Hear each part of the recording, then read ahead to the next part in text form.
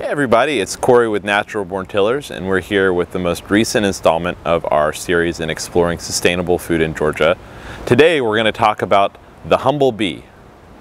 Bees are crucially important, and they've been part of the human experience for thousands of years. We don't really think of them as pets, but they are some of the oldest domesticated animals that we have, and they're really responsible for a lot of human growth and development in the agricultural world. In fact, about 85% of the food that we eat is as a result of some sort of pollinator, and most of those are bees. There is a whole industry of moving bees all around the country. Thousands and thousands of hives move up and down the United States to provide pollination services for food that we wouldn't be able to enjoy if we didn't have the honeybee as a friend. In addition to the honeybee, we have almost 4,000 species of native bees around the United States, and those provide really specific pollination for specific plants, but then there's also a lot of generalized pollinators that will go after anything that's in bloom and will actually be out when honeybees aren't around. These have evolved for millions of years to work within the ecosystem, and they provide all sorts of services that we don't even really understand from our perspective. Unfortunately, there are a lot of issues surrounding both honeybees and native bees in our environment with continued expansion, and this is agricultural expansion, but also just development by humans. Native bees have lost a tremendous amount of their habitat. Pollinating bees, honeybees specifically, because they travel so much, they're exposed to all sorts of chemicals, and we've seen an overall decline in both honeybees and native bees. In fact, native bees have declined 23% over the past 20 years, which is really alarming considering the benefit they create. And there's also issues in the honeybee colonies, particularly around pesticides. So if they're exposed to pesticides, they're very sensitive to them, and that can cause some real issues. So what can you do about this? Is this something that you as an average citizen can contribute to? I mean, these are big problems. You have thousands of acres of food that needs to be pollinated. What can you do to create any kind of difference? Well, fortunately, there's a ton of stuff that you can do just at your own home or just by making choices as a consumer. Today, we're going to focus on two of those. One is creating a pollinator, native bee friendly space, and another one is taking a deep dive and maybe having honeybees of your own. Okay, so you're interested in maybe providing a space in your yard for some habitat for our native bees. You're in luck. It's easy to do. Really, all you have to do, bare minimum, is let things go wild. That means commit to not using pesticides, particularly neonicotinoid pesticides, because what those do is they get soaked up into a plant, and so then those pesticides actually penetrate into the pollen of all the plants in the environment, and then that causes some real problems for our bees. So step one is commit to not spraying. Let things go wild. Step two is be okay with dead things. A lot of the plants that bees need that pollinate actually go dormant and get kind of ugly and dead during the winter. And committing your landscape to a space that over the winter kind of looks desolate is something that's really hard for us to commit to, but it more than pays off with the biological activity, the biological services you're creating, and then the beauty of these plants that will come back year after year.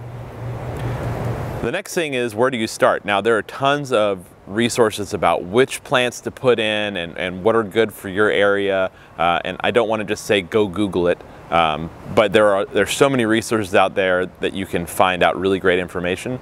I'm going to give you the big three for us. So we have, we don't have to worry about winter. Most of our pollinators aren't active. In fact, most of our native bees are ground bees. They actually hibernate in the ground. They're solitary bees, so they're not active during the winter. So we need to cover spring, we need to cover summer, and we need to cover fall. For spring, we love crimson clover. It reseeds easily, it's easy to plant, easy to grow, and bees love it. It grows early in the spring. It's one of your earliest bloomers, so it's going to provide an early nectar source, and it's beautiful to look at. For summer, we love basil. You can grow any different type of basil, from Thai basil to Italian basil. the real superstar for pollination is holy basil. It's got this bubblegum, sticky, sweet smell. It's something you can make a tea out of, but the pollinators absolutely love it. We've seen several species of bees all over ours. Plus it reseeds very easily. Once you plant it once, you won't ever have to plant it again.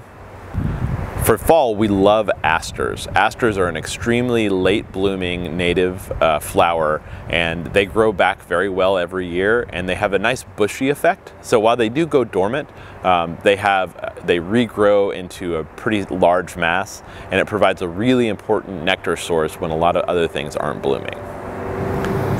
Let's say you already have a pollinator garden, or maybe you're just ready to go big and start your own hive. So keeping honeybees is something that you can totally do.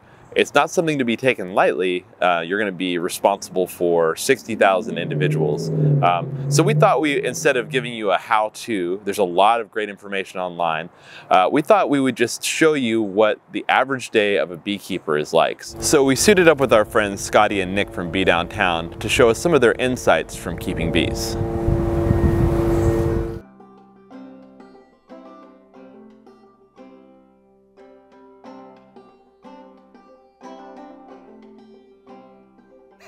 I'm Nick. I'm the lead Atlanta beekeeper for Bee Downtown, where I install and maintain beehives on corporate campuses for employee engagement and sustainability. I've been keeping bees for a little over 20 years. I originally got started in beekeeping because I was just fascinated with the honeybee's biology and its importance to the environment. My name is Scotty McLeod. I'm with Bee Downtown. I'm our regional account manager, but I'm also a certified beekeeper. I got into beekeeping because I was so fascinated by the hive colony itself. Honeybees are also responsible for every third bite of food we eat. They're the backbone of our agricultural system, so without them we really would not have a lot of food. So I really got into it because I was fascinated by the insect itself, but also for the important role that they play in our ecosystem. Scotty, when you first got opened a hive, were you afraid? I was definitely a little bit nervous. I mean, I had never been around that many insects before, but I was fully protected with the suit, and at the end of the day, I was there to do good and make sure the hive was thriving with our beekeeper. So at the end of the day, I was not scared. I had a healthy respect, and I learned a lot inside the colony. So for those that are starting out in beekeeping, I would highly recommend joining your local beekeeping association. At those organizations, you can find mentors, you can find resources. They most likely have bee schools. That way you get your toes wet before fully diving in. I would also recommend doing a ton of research and really finding a mentor before you fully get started. Maybe even planting a garden, providing some type of habitat and food for them before you get started. Once you have that accomplished, the mentor, the beekeeping club, as well as some kind of garden maybe, then you should get your hands wet and get into the hives and look into the actual hobby and practice of beekeeping. I recommend reading some good books, joining a bee club, but just really educating yourself before you just dive in and start purchasing bees. So a couple weird bee facts. One is that the drones, the male bees, come from unfertilized eggs. That's what determines sex. Honeybees pollinate over $15 billion a year is the value that they add to the U.S. economy through pollination. So the smoke basically has a calming effect on the bees. They also crawl down in the hive to get away from it, and it covers their alarm. They communicate in part through smell, and it covers their alarm pheromone. So you can see, it's an instinctual response. They think the hive's going to catch on fire, and so they're going to go eat all the honey before it burns up. And it doesn't affect them long term. They'll be back on top and functioning normal within minutes. We're making sure they're laying eggs, which I think we saw earlier. Brood, the baby bees, they're healthy. The queen, that she's laying and that she's healthy. If they have enough food, so these things are called feeders. The biggest thing that we tell beekeepers, or the hardest thing to manage in a bee colony, honeybee colony, is the varroa mite. The varroa mite is basically a parasitic mite that latches onto the bees in their larval states, and it just basically harnesses 20 different other diseases. So you have to treat with certain medicines to try to mitigate the mite populations. So propolis comes from trees. It's basically tree sap. And the bees, they ingest it, and then it becomes this sticky, basically glue substance. So you can kind of see all around the hive, you see it. And it's what they use to seal off their hive, to cold drafts or winds, snow in the winter, it keeps the hive very warm, so there's no cracks and crevices.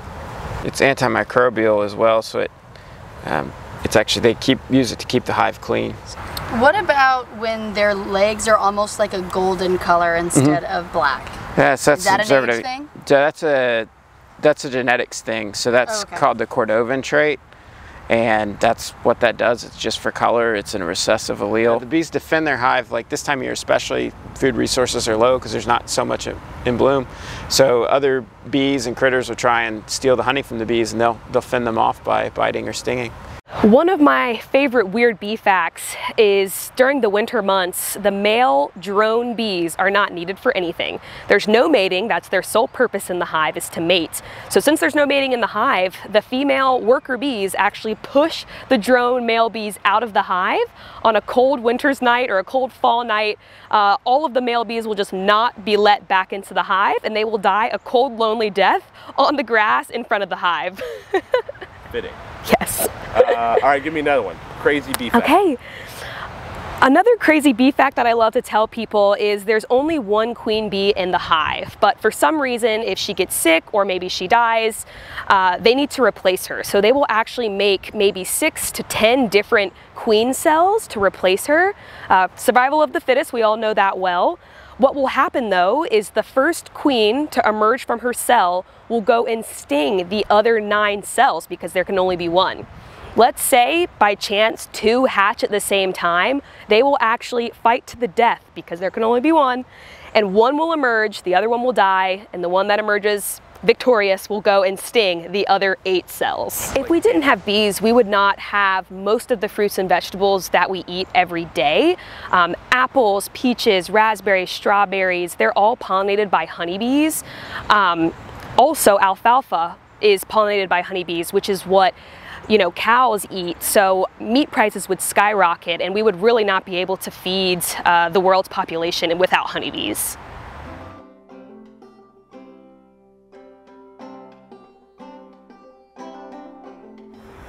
A big buzzword in sustainability is stewardship. There's a lot said about stewardship of natural resources, and why that's a great word, I think there's a better word for when it comes to keeping bees or protecting our local environment. I think we should be custodians. Custodian, it connotes something a little bit more hands-on, a little bit more in-depth. To be a custodian means to be a guardian. To be a steward means to be a manager. So I believe if we take a more active role in being responsible for our environment, we ultimately benefit and we understand it more. Whether you're a professional beekeeper with hundreds of hives or you just have a small pollinator plant in your front yard, we all have a role to play in conserving and keeping our bees strong and healthy.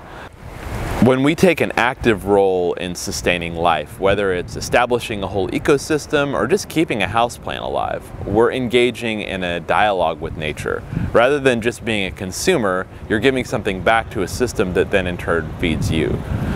Being a custodian or a guardian of bees doesn't really take that much. It takes a little bit of time, a little bit of effort, and a little bit of space. But you'd be amazed on the impact that you can make on your local ecosystems. Whether we know it or not, our spaces, our yards, our corporate campuses are all part of the environment. The advantage is we get to decide how we're going to use it. Are we willing to sacrifice the clean and the manicured for the wild and the natural? We get to make that decision, every one of us. So I hope you plant a seed, watch it grow, share the harvest, maybe even save the bees. Take care and eat well.